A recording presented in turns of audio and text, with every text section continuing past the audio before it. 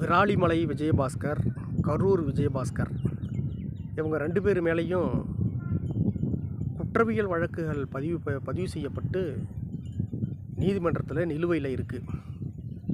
இந்த விராலிமலை விஜயபாஸ்கர் அவர் ஜெயலலிதா ஆட்சியில் அமைச்சராக இருந்தார். அவர் மேலே குட்கா வழக்கு பதிவு செய்யப்பட்டு 39 கோடிக்கு மேலே அவர் மேலே லஞ்சமாக வாங்கினார்னு சொல்லிட்டு ஒரு வழக்கு பதிவு செய்யப்பட்டு அது நிலுவையில் இருக்குது. வருமானத்திற்கு அதிகமாக சொத்து சேர்த்த வழக்குலேயும் அவர் முதலிடத்தில் இருக்கிறாரு. விராலிமலையில் இருக்கிற கல்குவாரி இவருடையது. கல்குவாரியில் அளவுக்கு அதிகமான மணல் கொள்ளை, கல், ஜல்லி இதெல்லாம் கொள்ளை அடித்தார்னு சொல்லிட்டு இவர் மேலே வழக்குகள் நிலுவையில் இருக்குது. இப்படிப்பட்ட ஊழல் கரைபடிந்த இந்த விஜயபாஸ்கர்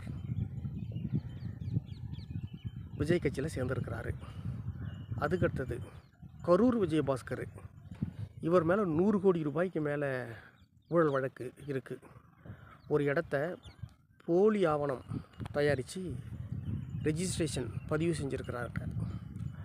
அதாவது ஃப்ராடுலண்ட் ரெஜிஸ்ட்ரேஷன் சொல்லுவாங்கள்ல, அந்த ரெஜிஸ்ட்ரேஷனை இவர் பண்ணியிருக்கிறதா இவர் மேலே வழக்கு பதிவு செய்யப்பட்டு இவருடைய மனைவி மேலேயும் அந்த வழக்குக்கு உடந்தையாக இருந்தார் அப்படின்னு சொல்லிட்டு இவங்க மேலே வழக்குகள் பதிவு செய்யப்பட்டிருக்கு.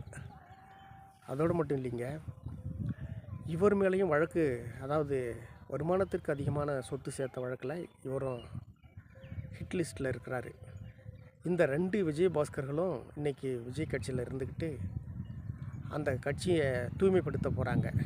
விஜய் கட்சியினுடைய தூய்மையை புனிதப்படுத்த போகிறாங்க. இப்படிப்பட்டவங்கெல்லாம் தான் விஜய் கட்சியில் இன்றைக்கி சேர்ந்து விஜய் கட்சி ஒரு குற்றவாளிகளின் கூடாரமாக மாறிவிட்டதற்கு இவங்க 2 பேருமே சாட்சி.